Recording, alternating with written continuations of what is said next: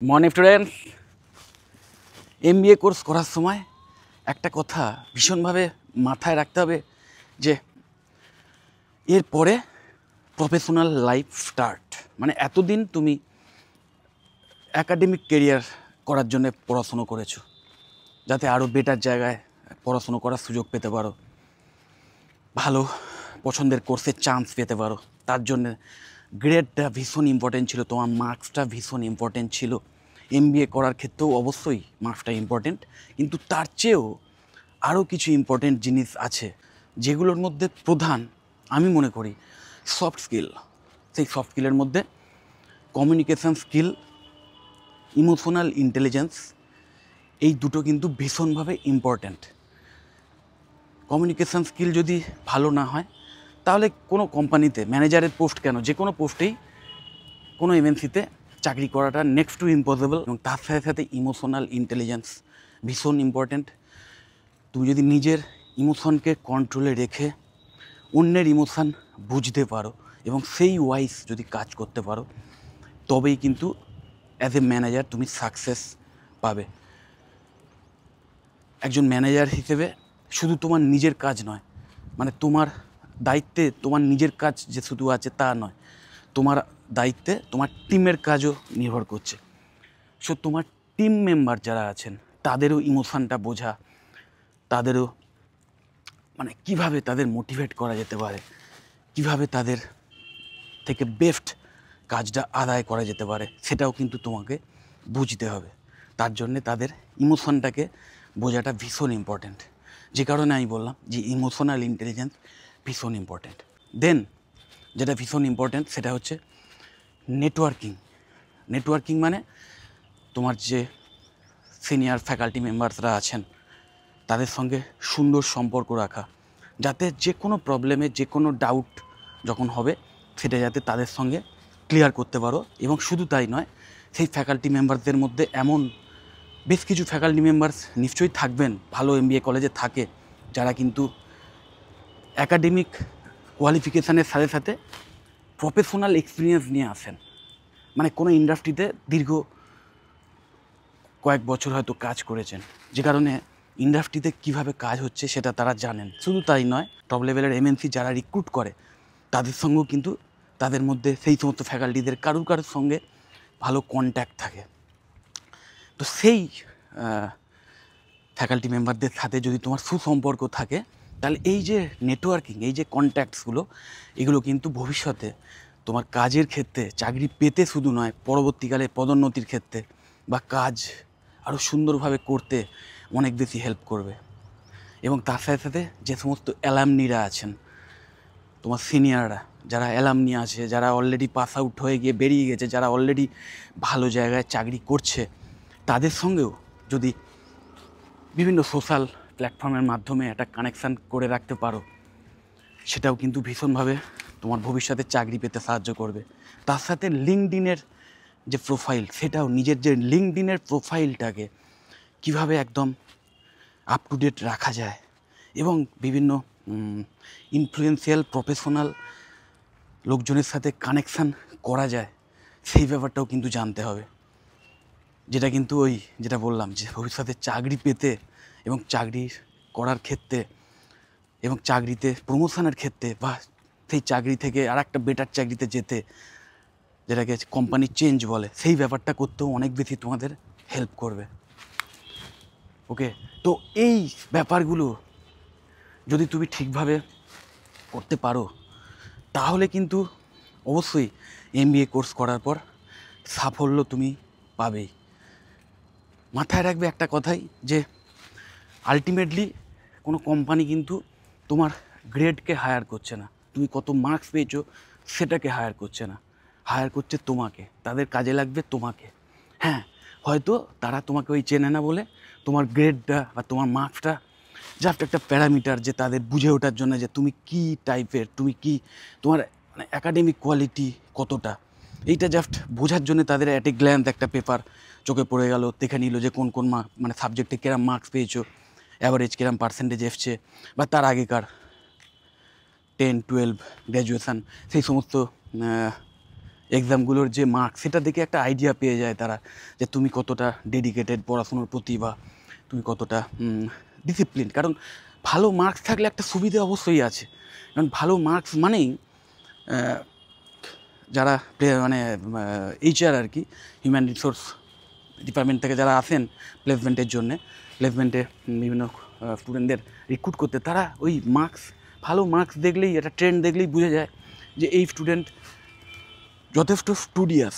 এবার স্টুডিয়াস মানেই তারা বুঝে যায় যে এই স্টুডেন্ট কাজের প্রতি, নিজের যে কাজ তার প্রতি ভীষণ ডেডিকেটেড। কারণ ডেডিকেশান ছাড়া পড়াশোনায় বা এক্সামে ভালো রেজাল্ট করা যায় না। এবং তোমার মধ্যে একটানা কোনো কাজ করার ক্ষমতা রয়েছে, মানে একটানা পড়াশুনোর করার ক্ষমতাটা ছিল, যেটা কিনা যথেষ্ট মনোটোনাস, কিন্তু সেই ক্ষমতাটা তোমার রয়েছে, এই আইডিয়াটা তাদের হয়ে যায়। যে কারণে অবশ্যই ভালো মার্কস যদি তোমার থাকে, সেটা অবশ্যই তোমার একটা এক্সট্রা পয়েন্ট অ্যাড করবে তোমার চাকরি পাওয়ার ক্ষেত্রে।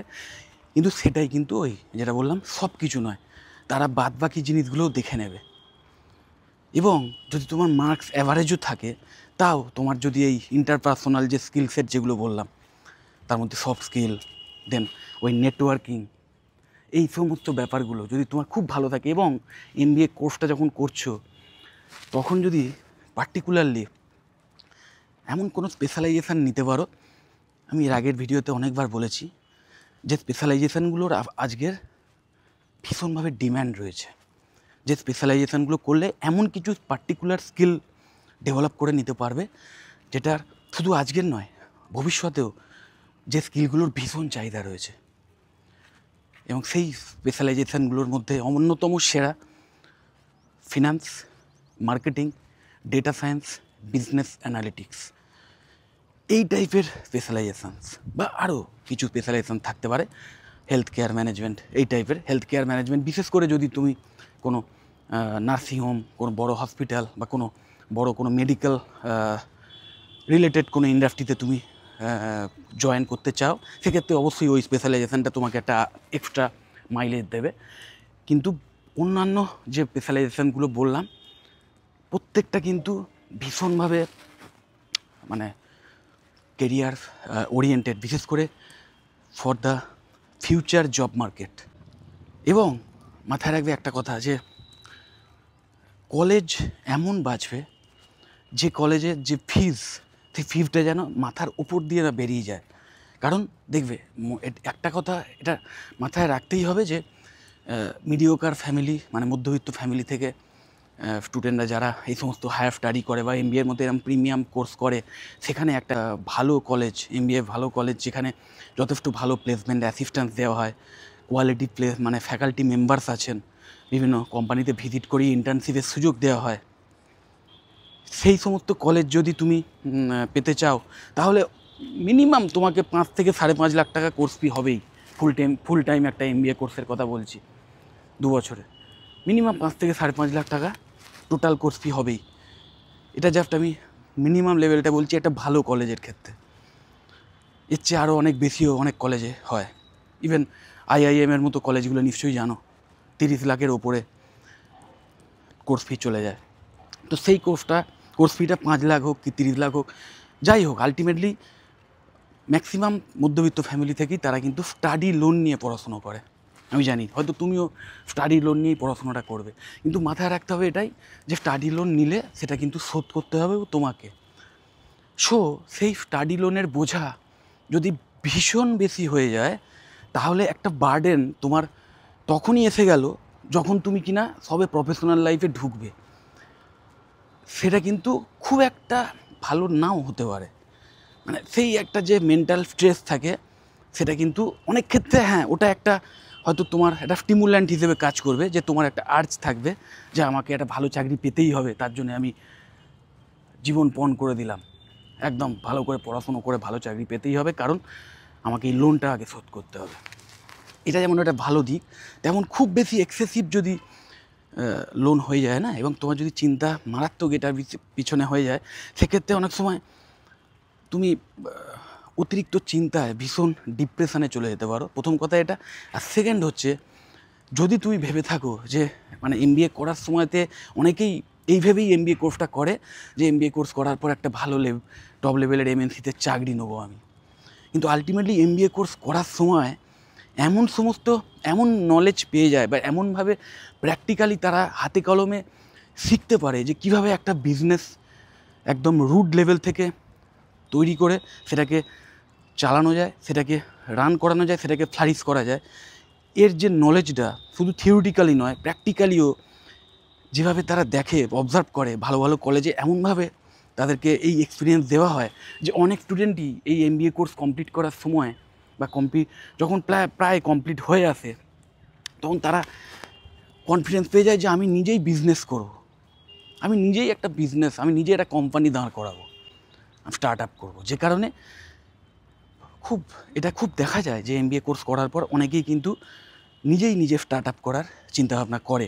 কিন্তু সেক্ষেত্রে যদি তোমার ওই একটা হিউজ লোনের বোঝা থাকে না, যে তোমাকে ওই টাকাটা তোমাকে পে করতে হবে আগে চাকরি পেয়ে যেভাবেই হোক, তাহলে আর তোমার ওই স্টার্ট আপের যে স্বপ্ন সেটা নাও সফল হতে পারে। কারণ তোমার মাথায় তখন ওটাই আসবে যে আবার স্টার্ট আপ করা মানেও একটা বিশাল লোন নিতে হয়, একটা টাকার ব্যাপার আছে, সেটা শোধ করতে হবে, তার আগে থেকে একটা লোন চলছে। তো সেই সমস্ত বার্ডেনের জন্য অনেক সময় তোমার যে ফ্রি উইল, যে তোমার ইচ্ছা যে আমি চাকরি পেতে পারি বেটার জায়গায়, কিন্তু আমি চাকরি নেবো না, আমি নিজেই নিজের বিজনেস করব, বিজনেস দাঁড় করাবো, 2 বছর কষ্ট করব, 2 বছর 3 বছর লোন নিয়ে আমি বিজনেসটাকে দাঁড় করাবো এবং আমি কনফিডেন্ট যে আমি বিজনেস রান করাবোই এবং কোম্পানিটা একটা ভালো জায়গায় নিয়ে যাব, আমি এই কনফিডেন্স আমার আছে। এই ফ্রি উইলটা থাকা সত্ত্বেও এবং তোমার মধ্যে হয়তো সেই ক্যাপাবিলিটিও থাকবে, হয়তো তৈরি হয়ে গেছে তখন, কিন্তু তাও তুমি বাধ্য হবে কোনো একটা জায়গায় চাকরি নিতে, কারণ তোমার ওই লোন শোধ করার একটা আর্জ থাকবে। তো অবশ্যই মানে নিজের ক্ষমতার মধ্যে থেকে যেটা তোমার সবচেয়ে মনে হয় যে এই কলেজটা আমার জন্য বেস্ট কলেজ, সেই কলেজটাই চয়েস করো, নিজের ব্রেন ইউজ করো। এক্সেসিভ মানে এই ব্যাপারটাও মাথায় ঢুকিয়ে নাও যে যত বেশি ফিজ হবে তত ভালো কলেজ আর তত বেশি হাই স্যালারি জবওয়ালা একটা প্লেসমেন্ট পাবো, টপ লেভেলের কোম্পানিতে চাকরির সুযোগ পাবো, সেটা কিন্তু কমপ্লিটলি ভুল। এই মিথটা থেকে বেরিয়ে এসো যে 5 লাখ টাকা ফিজও আমার কাছে ভীষণ প্রবলেমেটিক, কিন্তু এর চেয়ে কমে আমি ভালো এমবিএ কলেজ পাবোই না, তাহলে আমি এডুকেশান লোন নিয়েই পড়ি, সেটা ঠিক আছে। কিন্তু এখন আমি যদি ভাবি ওই অমুক কলেজে 8 লাখ টাকা দিয়ে 8 লাখ টাকা কোর্স ফি, তো সেইখানে গেলে বোধহয় আমি আরও বেটার জায়গায় প্লেসমেন্ট পাবো এবং সেক্ষেত্রে ওইটাই আমাকে পেতে হবে, মানে ওই কলেজে আমাকে অ্যাডমিশান নিতে হবে এবং তার জন্য আমার নিজের ক্ষমতার বাইরে গিয়ে আমি 8 লাখ টাকা লোন নিয়ে পড়াশুনো স্টার্ট করে দিলাম, সেইটা ভুল। সেই ভুলটা করো না। নিজের ক্যাপাবিলিটি ওয়াইজ, নিজের ক্ষমতা বুঝে, ওই যেটা বললাম যে আলটিমেটলি স্টাডি লোন তোমাকেই শোধ করতে হবে, তো সেই ব্যাপারটা বুঝে তোমার যদি মনে হয় যে না আমার কাছে ওসব ম্যাটার করে না, ফিফটিস ম্যাটার করে না, আমি একদম এই পার্টিকুলার এই কলেজেই পড়বো, আমি ঠিক করে নিয়েছি, আমি বুঝে গেছি। আর প্রত্যেকের মনে রাখবে নিজস্ব রিজনিং পাওয়ার আছে, নিজস্ব বায়াসনেস আছে, সেইগুলো নিয়েই প্রত্যেকের ডিসিশান নেয়। তো ডিসিশানটা নিজেই নাও, কিন্তু সবার থেকে পরামর্শ নাও এবং নিজে কলেজ ভিজিট করো, কলেজ দেখো, কলেজ সম্পর্কে খোঁজখবর নাও, এটা জানো যে সেই কলেজে পাস্ট যে সমস্ত স্টুডেন্টরা আছে তাদের মধ্যে যে সমস্ত স্টুডেন্টরা অলরেডি ভালো জায়গায় চাকরি করছে তাদের থেকে কন্ট্যাক্ট বার করার চেষ্টা করো, তাদের সঙ্গে যোগাযোগ করো, তাদের থেকে জানো যে সেই কলেজে পড়াশুনো কেমন বা সেই প্লেসমেন্ট পেতে তা কলেজের এক্সট্রা কী অবদান ছিল, সেইগুলো সম্পর্কে যদি জানতে পারো অবশ্যই একটা ইনহ্যান্ড মানে ফিডব্যাক পাবে যে কলেজের সম্পর্কে ডাইরেক্ট, যে কিনা সেই কলেজেই 2 বছর পড়াশুনো করে আজকের একটা ভালো জায়গায় চাকরি করছে। তো সেই খবরটা নাও এবং এই রকম গিমিকি যে সমস্ত অ্যাডভার্টাইজমেন্ট থাকে অনেক কলেজই ইউজ করে বিভিন্ন পোস্টারিং বা বিভিন্ন সোশ্যাল মিডিয়ার মাধ্যমে, যে 99% প্লেসমেন্ট, 95% প্লেসমেন্ট রেকর্ড, অমুক তমুক এইসব দিয়ে দেয়, বা হায়েস্ট প্যাকেজ 25 লাখ, 30 লাখ, 1 কোটি এরকম। মাথায় রাখবে একটাই, যে হায়েস্ট প্যাকেজ বলে যেটা দেয় সেই হায়েস্ট প্যাকেজটা সত্যি হতেও পারে, কিন্তু সেটা কিন্তু ওই মানে একজন দুজনই পেয়েছে, সবাই কিন্তু পায়নি। সুতরাং ওইটা দেখে তুমি যদি ভাবো যে আমি এই কলেজের অ্যাডমিশান নিলেই আমিও বোধহয় ওই প্যাকেজ পেয়ে যাব, সেটাও নয়। সেই স্টুডেন্টের মধ্যে কোয়ালিটি ছিল, সেই জন্যেই পেয়েছে।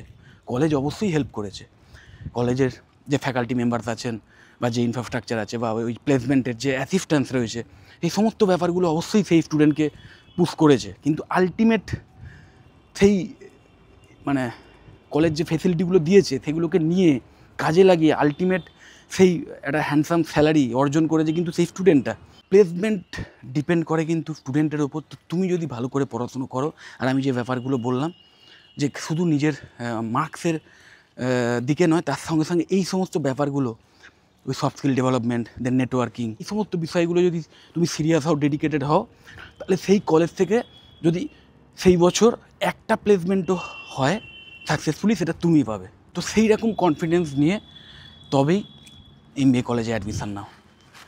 যদি এই সমস্ত কলেজ নিয়ে বা এই কোর্স নিয়ে বা স্পেশালাইজেশনস নিয়ে আরও ডিটেলে কিছু জানতে চাও, আমার থেকে কিছু পার্সোনাল, আমার কোনো বায়াসড, অবশ্যই প্রত্যেকটা মানুষের বায়াসনেস আছে, আমার নিজস্ব বায়াসড যে ওপিনিয়ন, সেটাও যদি তুমি শুনতে চাও, তাহলে অবশ্যই আমাকে কল বা হোয়াটসঅ্যাপ করো।